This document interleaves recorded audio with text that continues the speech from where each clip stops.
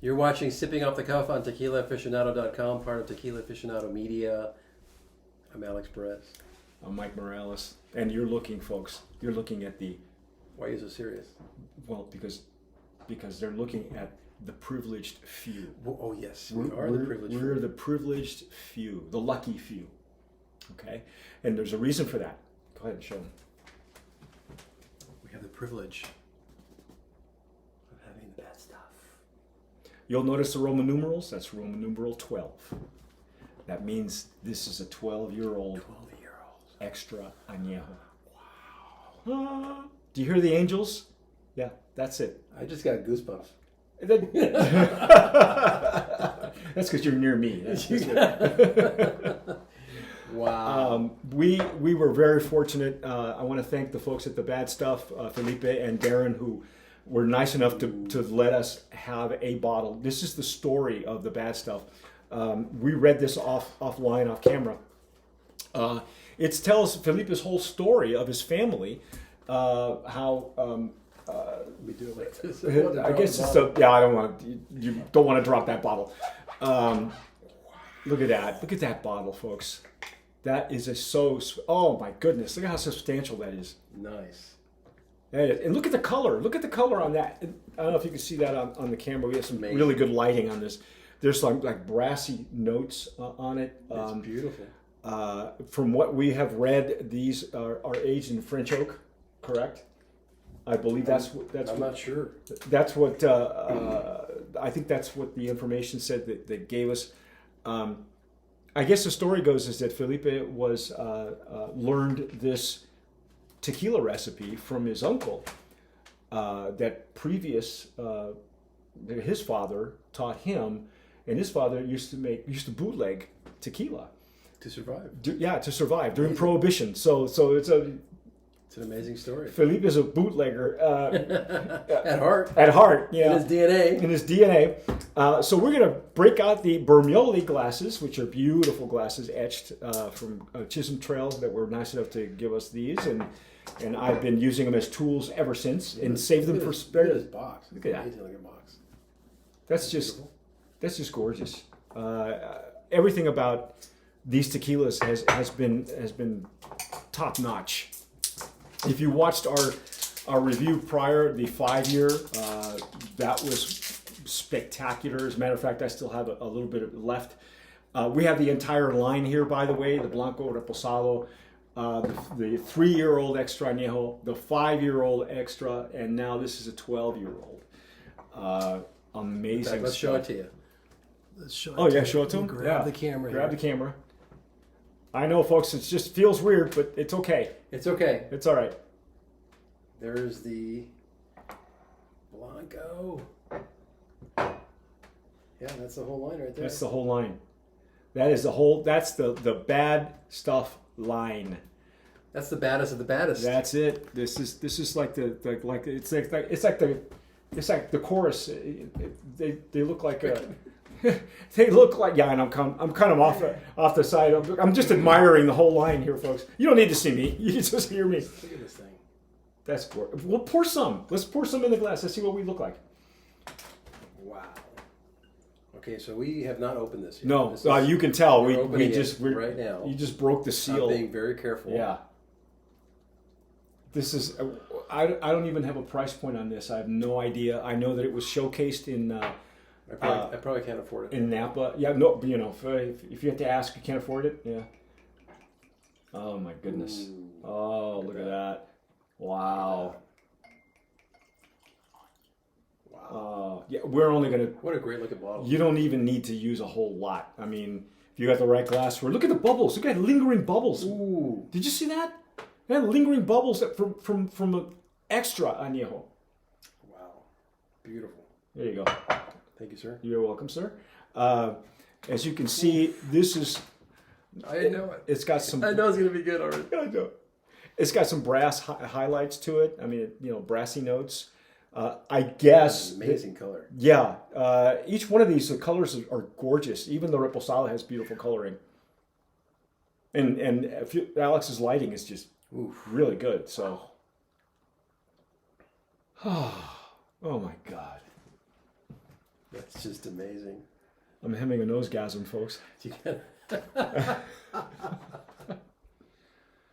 This is the character is completely more minty. I'm getting like some Yeah. buena. Yeah. Because you it remember, is minty. if you watch the 5-year, he went bananas because he smelled bananas. Yeah, plátanos and maduros. Oh, definitely some mint. Yeah, it's mint. It's minty. Oh, wow. It's but it's a nice, like a menthol. Or I want to call it minty. I don't even want to call it menthol because that's like Bengay or something. It's not like that. Yeah, just like a green mint. Yeah, like a spearmint. Wow, you got that. It's right on the tip. Jeez. Oh, this is. But I'm getting like a maple syrup. Well, I remember that the 3-year extra was Wow. very much. No, it was the reposado. Was like marshmallowy.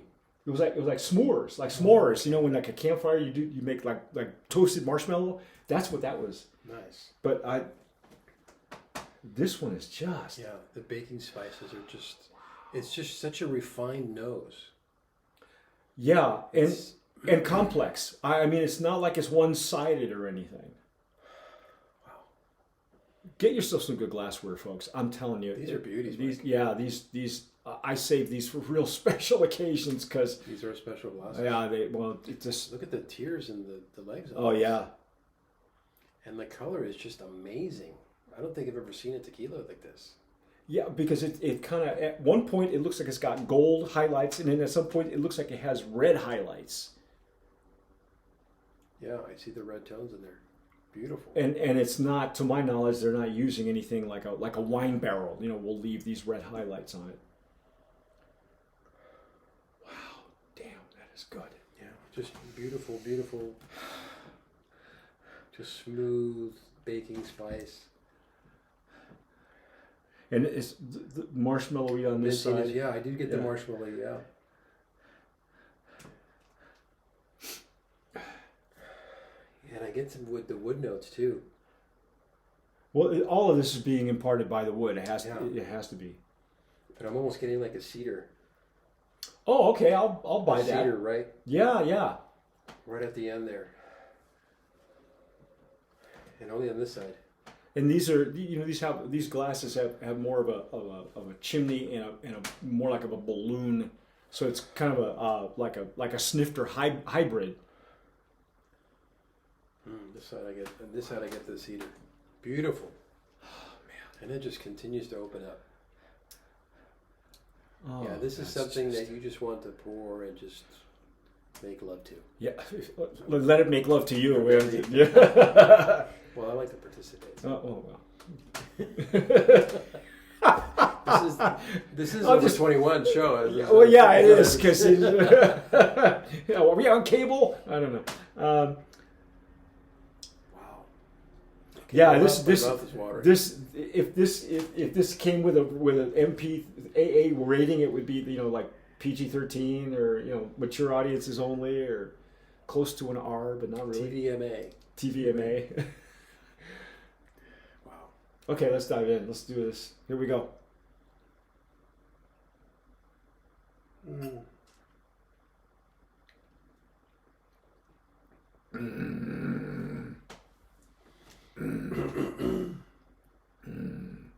Sweet on the intake, definitely French oak, but not over the top French oak because what a finish. Wow. Wow. I get a lot of the cedar. Well, at least that's what I'm smelling, tasting, the wood notes. But wow, it's very delicate. Actually, medium finish. Yeah, actually, this is it's dry. All of these, the whole line is dry. As a matter of fact, the Blanco, one of the things I forgot to mention is the Blanco finished dry, which is okay. I like that astringency on the end. But on this one, that's amazing. Wow, it coats the palate nicely. I don't know if I'm getting any real agave. I think at this point with 12 years, you're on your own with the barrel management. That's basically, Right. what you're getting. You're hoping to get certain characteristics. That's a beauty. Wow, I'm getting like, on one side, they're like light tobacco, a little bit of leather, not a lot.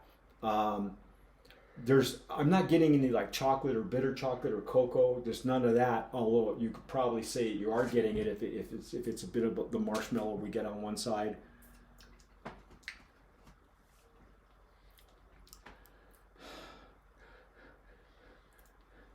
There's a maybe there's a bit of chocolate in there. Maybe.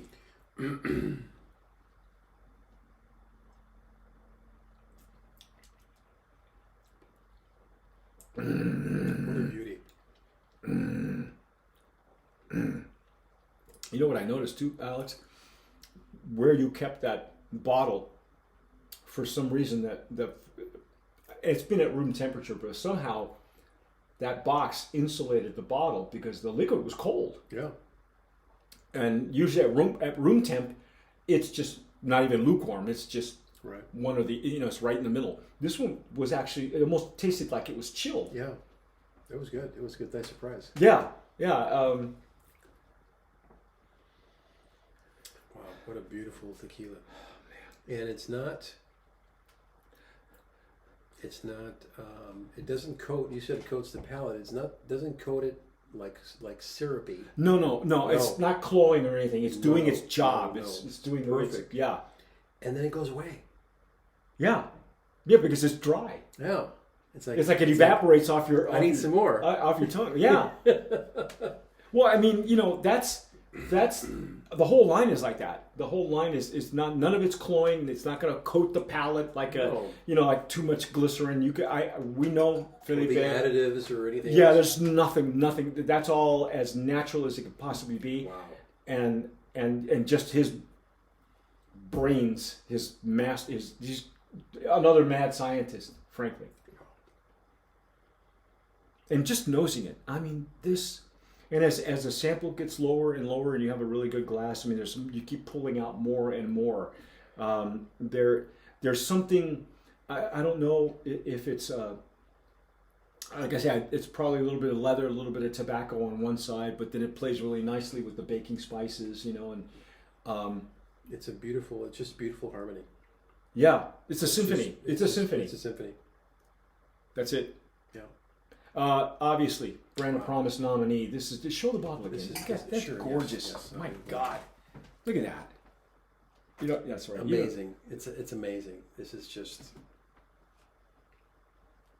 You have to really taste it to appreciate it. I mean, this entire line is just, it's just stellar, and this is the epitome of stellar. Yeah.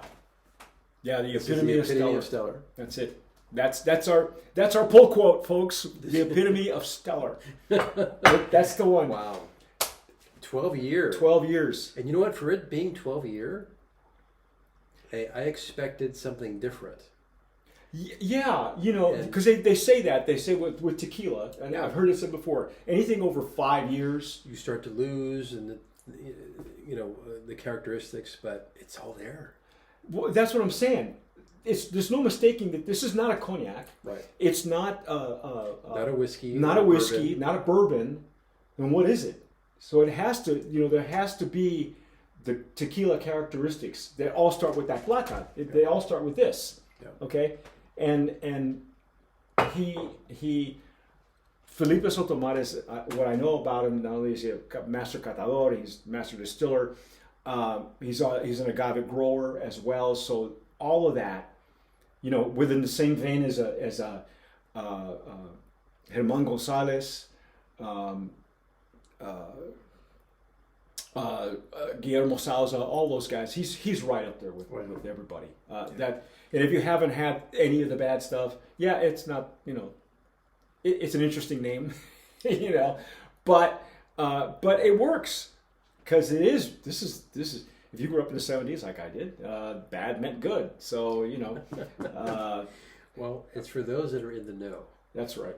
Because we are We are the privileged. What does it say? The privileged, the lucky few. We read it. Read, you might as well read some of that because that's the whole story right there. All the information. Because the is right legendary story of the bad stuff continues. Well, like you said, it goes into Felipe's background, not his legacy, basically. Yeah, this is it. This is the legacy. Yeah, and since 1994. Felipe was making small private batch each year for his family and friends who had come to be known as the Lucky Few. In an accidental, or rather serendipitous meeting, he met Darren, and this is what we've got now. Yeah, Darren is a partner and friend that really helped the bad stuff get on the map. Yeah, and can't say enough about those two gentlemen. They really brought it to the. Yeah. They brought it. Says we present to you this ultra limited expression of the very baddest of the bad stuff. Yes.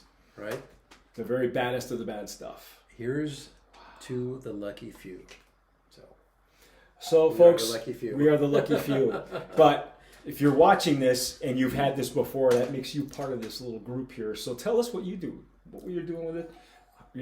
Where you picked it up. I understand that El Cholo in Pasadena does have a bottle of this at their bar. If I know Blair, he got two bottles. Yeah. One of them is his. One of them is his home. Is his home, and the other one is at the bar. Yeah. So if you want to try this, if you're in the Southern California area and you're going to visit Pasadena, go stop at El Cholo in Pasadena. Ask him for a shot of this. They'll serve it to you in a really nice, at least in a Riedel glass for sure. And you tell us what you think, because I think it's worth every freaking penny.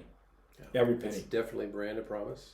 Oh, if it's even in that category. Yeah, I don't even know a super extra añejo. We'll have to give it its own. It's got to have its own category. It's got to have its own category.